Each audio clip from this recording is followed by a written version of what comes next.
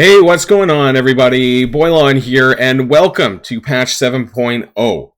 And that's what I'm going to be saying because there's a lot of things coming up, including some of the changes coming in this patch, but also, more importantly, the changes to Apocalypse and his rework into what's probably going to be an arena mirror match meta. So if you're ready to go to find out more and all about this, then let's boil this down.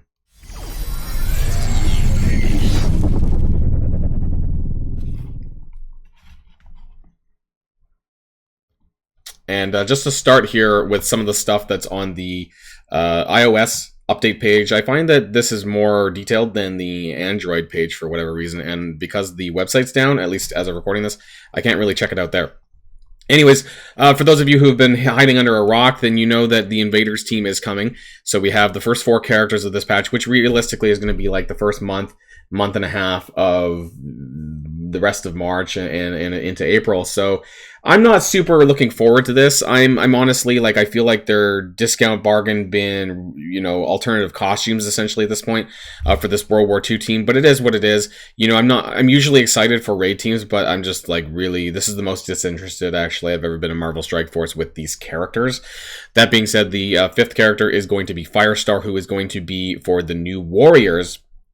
And they're basically repurposing this team into Cosmic Crucible. So they're not designed to be going back into the Mystic raid meta, the entire team. They're just repurposing it, basically, for Cosmic Crucible. And then, of course, we have Quicksilver coming. New costumes that are going to be coming. We have Shield Medic Team-Up Tails. That's from the registration online with your player ID. Hulk Ragnarok, Kestrel Anniversary. That's probably going to be for the Strike Anniversary. That's going to be the last event at the end of March. Ability stat upgrades. We're gonna have to see if this is any substantial. Like, I don't know if Cloak and Dagger and Deathpool are all getting stat upgrades and to what extent that is. I didn't do it before and after. It's a bit too late now for me to have checked it against basically the MSF.gg sort of stat tables and the characters there. Scarlet Witch, that could be interesting too. She's always been a bit lackluster. So again, I don't know how much these guys are getting stat improvements. Nick Fury, though, hopefully he does, though, because he definitely needs it. He's super old and he never really got much. And then Shield Security and Operative, because those are his summons. Cosmic Crucible update. Due to player feedback, your opponent's stage results are now hidden until the conclusion of a match. And I do think this is largely positive, because even for myself, I know that when I go through a battle and I already basically see that I've lost, if I lose one battle at all, I give up, because at that point I know I've lost and I kind of lose my drive to want to finish it.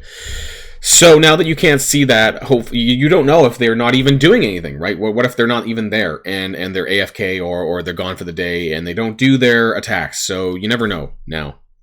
Stage 5 rules.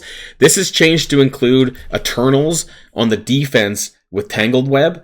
Yeah, I know, that's really confusing. They're basically giving some extensions to Eternals on the Cosmic Crucible defense in Stage 5.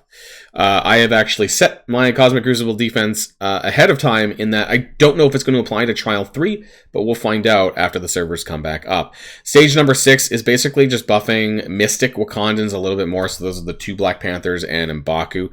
And they're also nerfing Darkhold a little bit by 10% of their stats as well, to, I guess, try to even out the fact that Darkhold was countering Wakandans. Maybe it's going to be a lot harder now. We'll have to see when that goes live too. Claim all milestones. I am concerned that this is going to lead to another claim all of the inbox, and this is just going to cause issues, especially when we have events where we need to save milestones or whatever so that we can claim it for when events go live.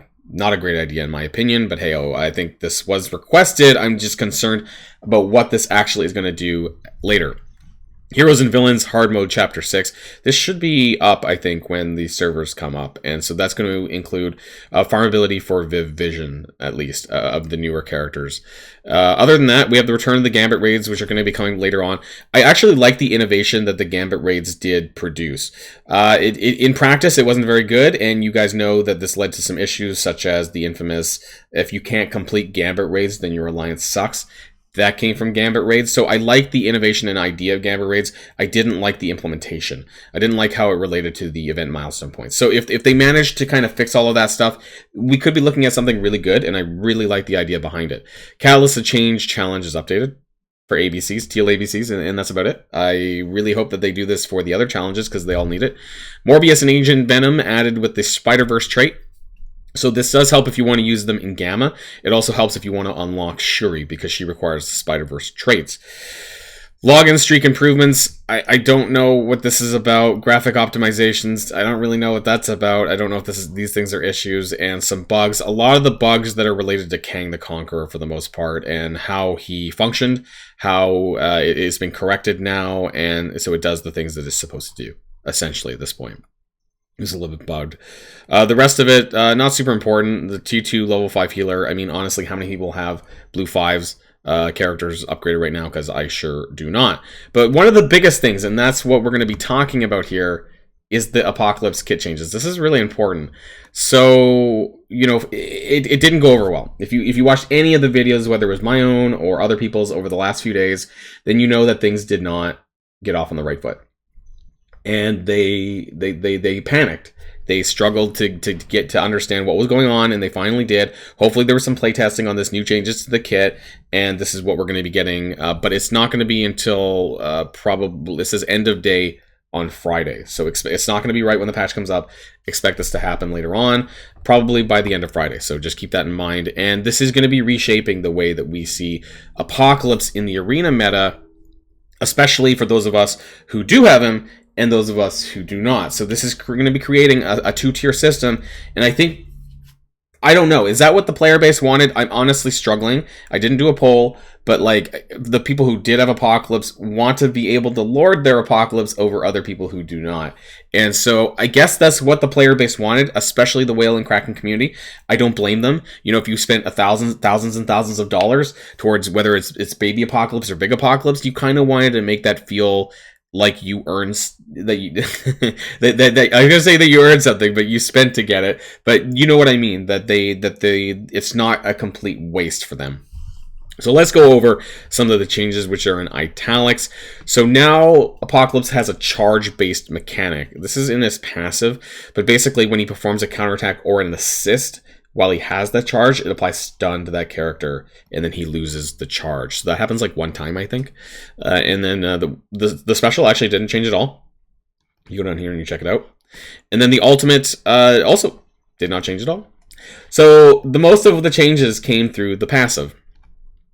And this is to directly say, fuck you to Spider-Weaver and 2099. So on spawn, gain Safeguard and charge. So that was the charge mechanic from above on the basic for the stun.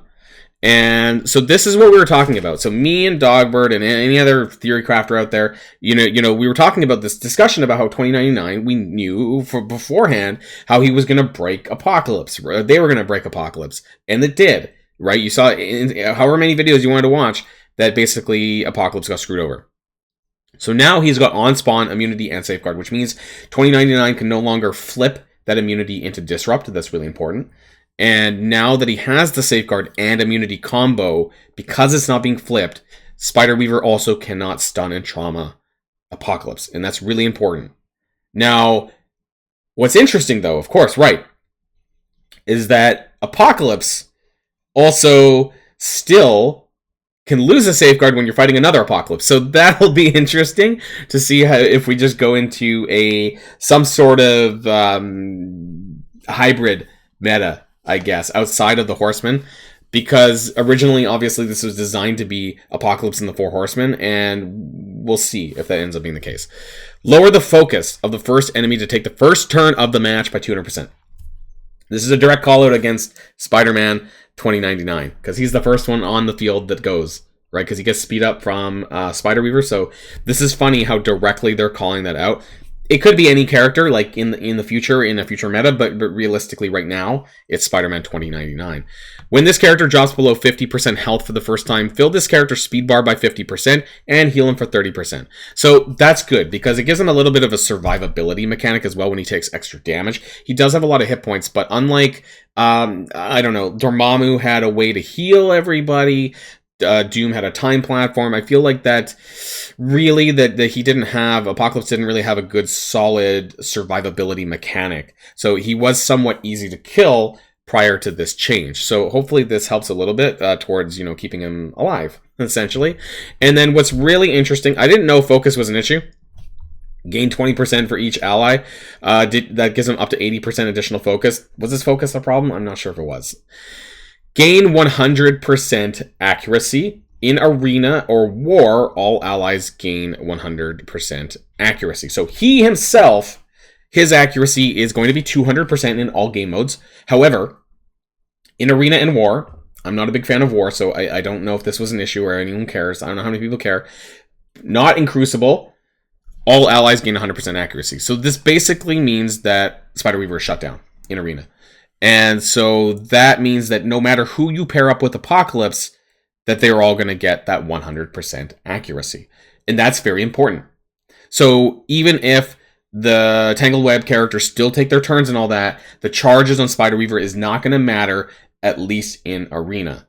So it'll be very interesting. It basically shuts them out of arena. And so the only characters that are left, frankly, at this point, are Apocalypse and the Four Horsemen, and maybe Kang, because Kang can push the turn bar of the other characters, which I think we're going to be moving into some weird quasi-meta of, you might see, say, for example, Apocalypse, Red Hulk, and Kang on the offense. As far as the defense goes, you might still just see the regular the regular Apocalypse and Four Horsemen. I don't know. You know, we'll have to see from Friday onwards how this changes. But without a doubt, this shuts down Spider Weaver in 2099. That argument's out the window now. It might still be possible in Crucible, though, because all the allies don't get that 100% accuracy in Crucible. He does, though, but nobody else does. So, yeah, again, I don't know if that was an issue in War. Let me know in the comments down below what you think about this, though. It's obviously going to create two tiers of players. Those with Apocalypse and those without. And I think that's what people wanted.